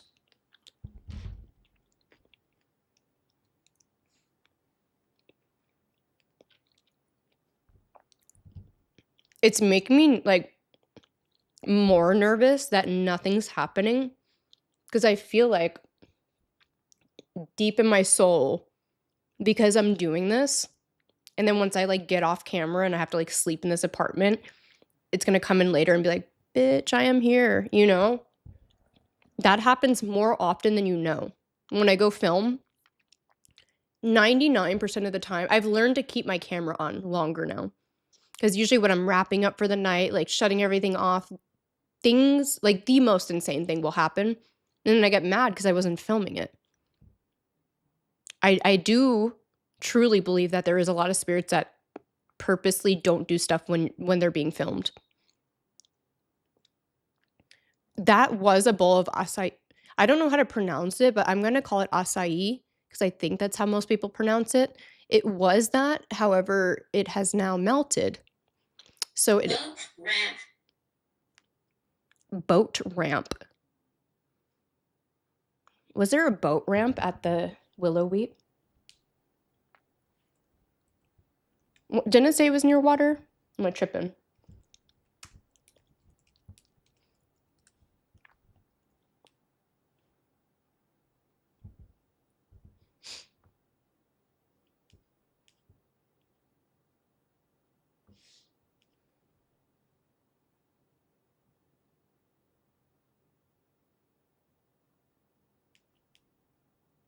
I don't see anything about a boat. That would have been cool if there was a boat ramp.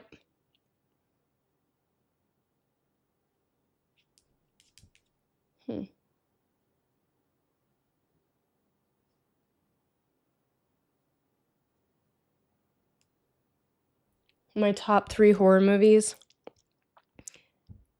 One I will always say, because it's like the one that scared me for the longest period of my life, was the original Halloween. I watched it when I was way too young, and it really startled me for a long time. Couldn't sleep for a long time. I really liked, one thing that comes to my head, Smile. Like I said, I really like psychological horror with like an underlying theme of something in it. They did a really good job with that. And a third, I don't know.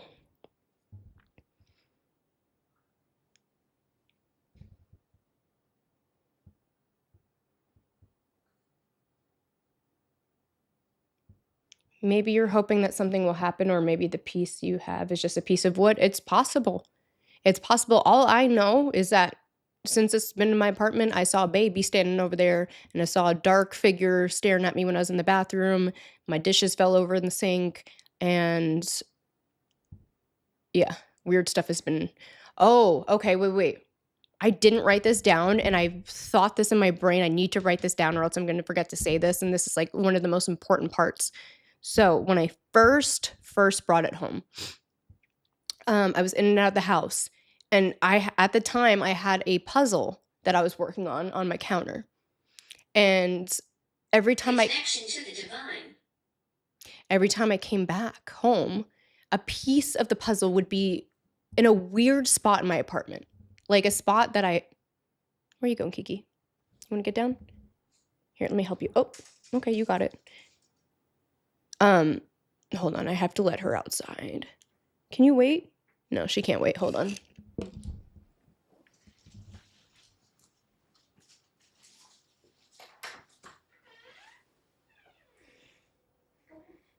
What? Go outside. No? Go ahead. Certainly.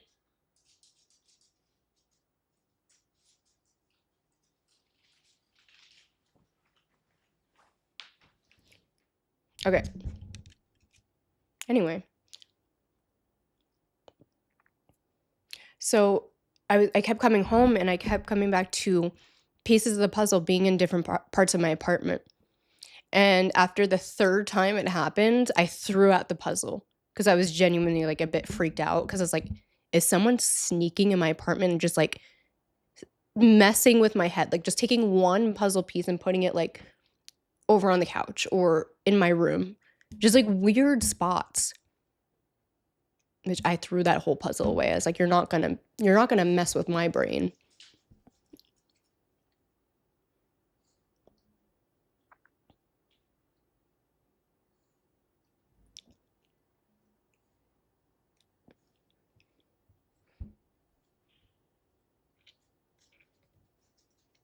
Okay, should I put this back in the box? Should I steal this bit back up? Okay, well, I do want to try to do the share screen. At this point, it's like, if the stream messes up, it is what it is. I've been on here long enough, so let's try it. Because I wanted to just like watch a little bit about Willow's Weep with you guys.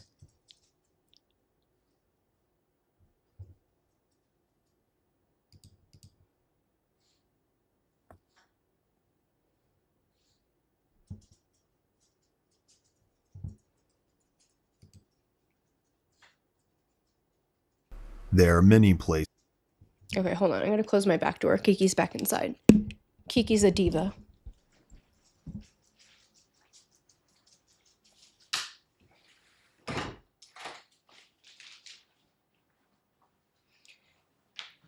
Okay, fucking shit.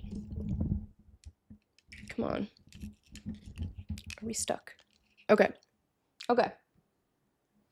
No, I haven't investigated my apartment yet. Nothing was happening here until recently with this piece of freaking wood. Maybe if I put something on about this house. January. So January. Maybe something will happen. All right. Let me know if this works, guys. Truly, like, I hope not, like, this whole thing might malfunction or, like, echo. I don't know. Is in this world that harbor darkness. Evil entities hiding in the shadows, waiting to strike when the time is right. Paranormal I have happenings seem sage. to be all around us. I don't typically use that. The house across the street could be haunted, or even your own home, as many of you have experienced yourselves. When horrific events take place, they often seem to leave a wound upon the land, and the wounds often develop into scars. So far, so good. Okay. This is the story of a place that is claimed to be the most evil place in America, where multiple mysterious deaths, supernatural occurrences, and poltergeist activity have taken place. Nice visuals. This is the untold story. Oh my god, the word bank of scared Willow's me. Weep.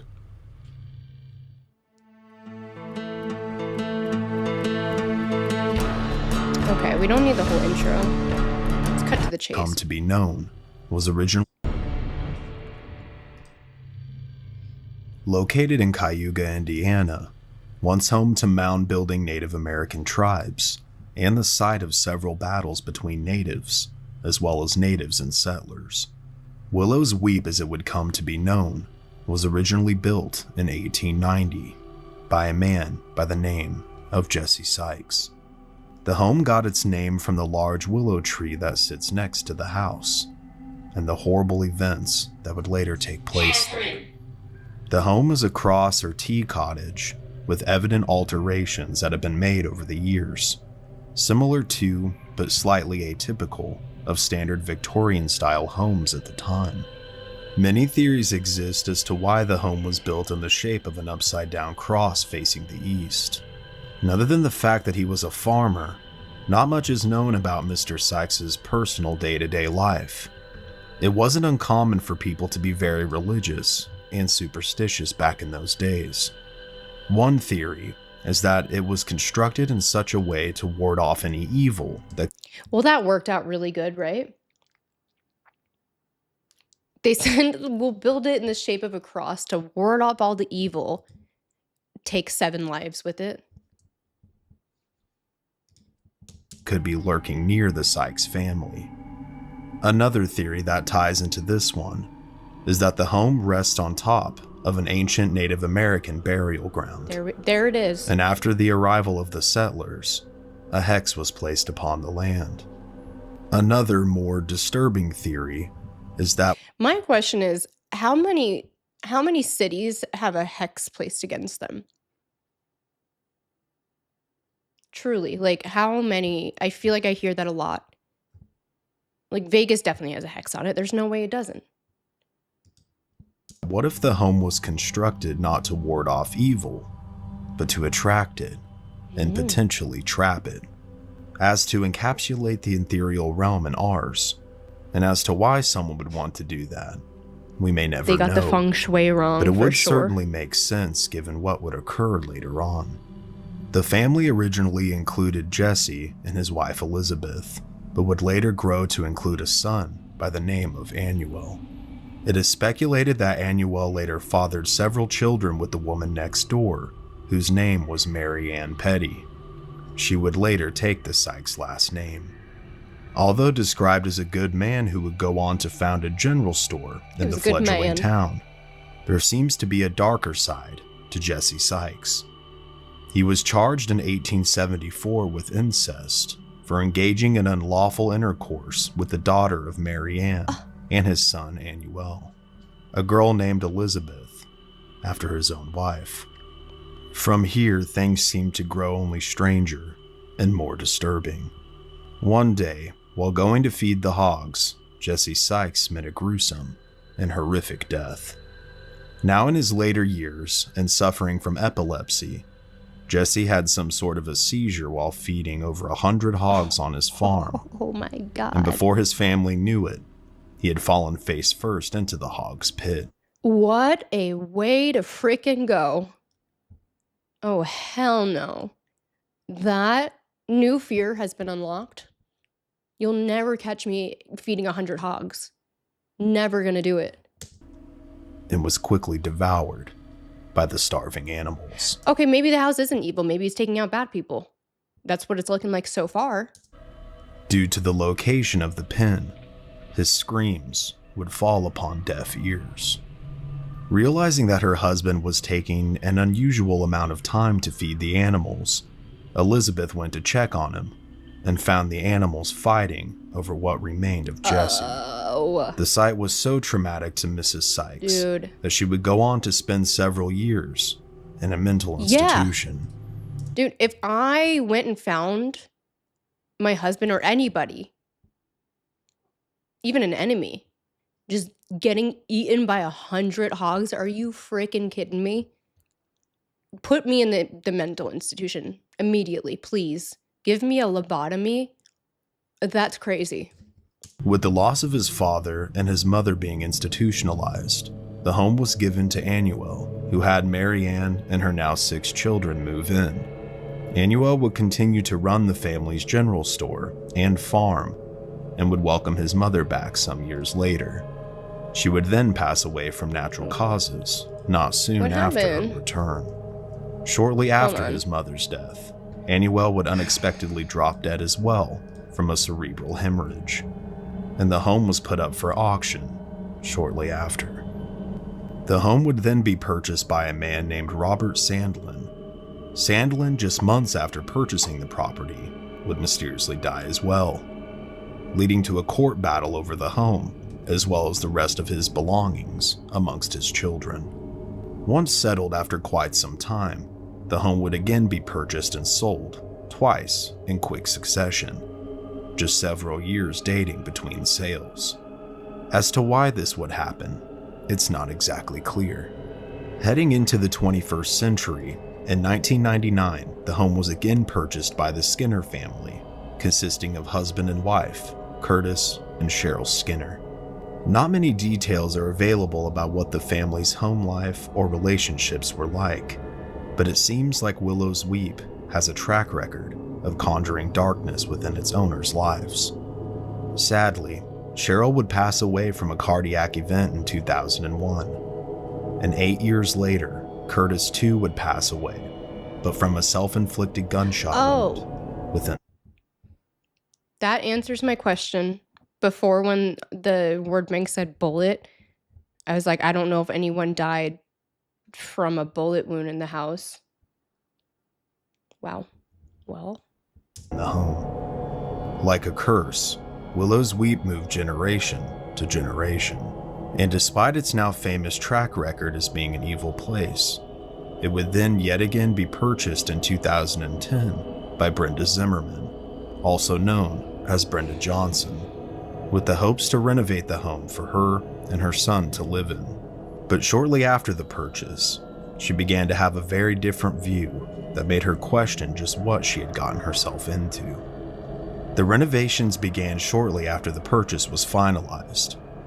Brenda and her son... I don't know if anyone knows this, but why is it that every time somebody renovates a haunted location, the ghosts get pissed? Like, that's just such a known thing that I've heard over and over again. They're like, yeah, we started doing construction and renovating, and then things started happening. Just leave it the way it is. That's how the ghosts want it. You guys gotta leave it. And quickly got to work, starting with the ceiling. And right from the get-go, things just didn't feel right. As her son was removing a section of ceiling to be replaced, several of the old boards on the wall flew off and hit him, leaving him both shocked and terrified. After this event, Brenda hired a maintenance worker to assist in the renovation, to do tasks that were out of their field of expertise. During his employment, the worker would find a human bone buried on the property. Unsure of what they were looking at, Brenda decided to take it to a friend of hers that was a local police officer. Given the aged appearance of the bone and the circumstances of how it was found, she was given the option to either dispose of it or place it back where she had found it. What do you mean? Why is that the two options? Hey, I found a bone. Okay, either, what'd they say, throw it out or put it back where you found it? Bitch, I'm not putting a bone back under my house. What? Is that normal? If I find a bone outside my house, I don't know about that. Like most of the area's residents, the officer had heard of the ancient burial grounds and wasn't going to push his luck of the wrath of the unknown by further disturbing the grave. Faced with this task, Brenda decided to further research where the bone could have came from, and the result put a cold chill up her spine. Searching for answers, Brenda reached out to one of the living previous owners, who told her about a story that she had heard, but couldn't confirm. The story was about a former tenant and her children, roughly around the 1940s. The woman moved in with her 2 children. How many One a people little lived at this girl house? about 6 years old, and the other a teenage boy. Some of the locals were concerned about the children because they had heard stories about their mother. It said that she had gone through 3 different husbands, Damn. and each one of them had died under mysterious circumstances. Hey, leave her alone. This woman had some business to take care of. But other than gossip, not much else came out about her. Her children, however, were a very different story. It all starts with the little girl who one day goes missing. No one can find her, and no one has any idea as to where she could be. There is in fact no signs of her, as if she vanished into thin air.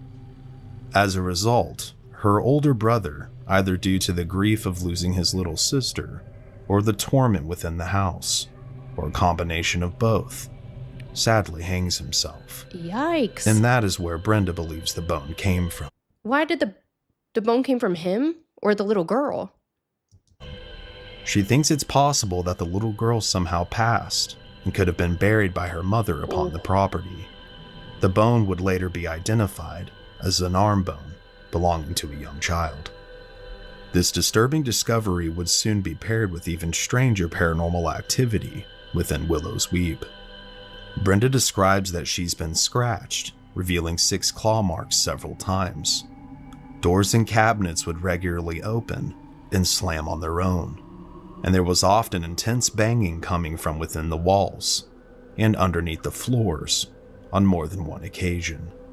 I would check. At this point, she begins to believe the dark tales about the place she now owns, and speculates if she could continue to own the property and end up like one of the previous owners, or if she should take the risk and sell the home, possibly shifting the curse to someone new. I don't know if that's how you shift a curse, by selling the home. Kiki is pressing me because it's like her dinner time, but I at least want to know a little bit more about this house. Spinks did end up purchasing the home, and the deal was finalized roughly in 2019. He has gone on to write several books and make a film about his findings Ray there. guy. But his actions have not gone without controversy. The children of the Skinner family, Adam and Haley, prior tenants whose parents both passed away within the home, one from suicide, do not share the fears that others do, despite growing up there and dealing with their own dark happenings. They claim that their mother actually passed away at the hospital from a heart attack, and that their father did indeed commit suicide within the house, but this was due to the fact that he had been diagnosed with cancer and couldn't afford his treatments. So they launched their own petition and media campaign to try and bar Dave Spinks from exploiting people's deaths to legitimize the haunting of Willow's Weep. You know, that's something that I've noticed at different haunted locations that like I've been to. I'm not going to name anything specific, but sometimes a place will really truly be haunted, but the owners want to like portray a specific narrative. I don't know why. It's like if a house is haunted, it's fine. It doesn't matter why or where. Like you're there for the experience, but I wonder, it's seeming like that could be something to do with this house, like people twisting stories. I mean, clearly a lot of people died in there regardless, and it was torn down, but well, I can't stay there because it's been torn down, guys, or else, yes, I would have. I would definitely have gone to the Willow Weep house. Kiki, what are you doing?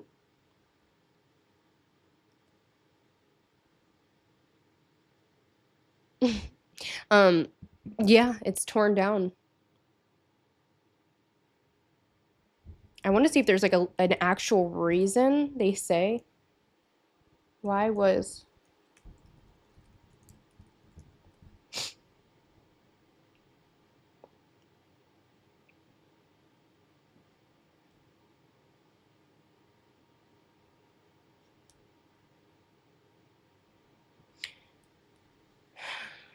Yeah, I don't know. They tore it down. They said this thing's got to go. Yeah, that would be interesting. I don't know what the area is like now. Like, is it just a field? I mean, I'll go camp in a field. Like I said, people say that they still see stuff in the area where it was. Like, I think it's the land, if anything, but it's gone. It's long gone, but it's not because it's here. We're going to close this back up. To be continued. All right, I gotta go because this little thing over my shoulder, this little thing, she's hungry.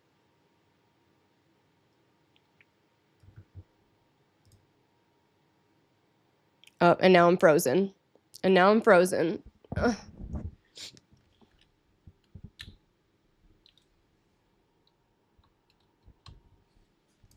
Okay, hold on. Let me fix this. Perfect timing, I guess. Okay. Well, that's my cue to get the heck out of here. I will keep you guys updated. I am not wishing this to happen, but I have a grand feeling that because I was messing with this thing, maybe something will happen later. Again, make sure you are all subscribed to my channel. Next will be the St. Augustine Lighthouse and some other very exciting episodes coming out. Maybe I'll start doing Sunday services again. If you guys had fun, let me know in the chat. I can definitely try to make a return on Sundays if you guys are into it. Yeah, like with Sunday service, we used to have like certain segments that I had fun with, like a conspiracy that I would bring up every week. Usually it had something to do with like Mountain Dew. If you know, you know. Yeah, I don't know. I have fun hanging out with you guys. You guys are like my little family.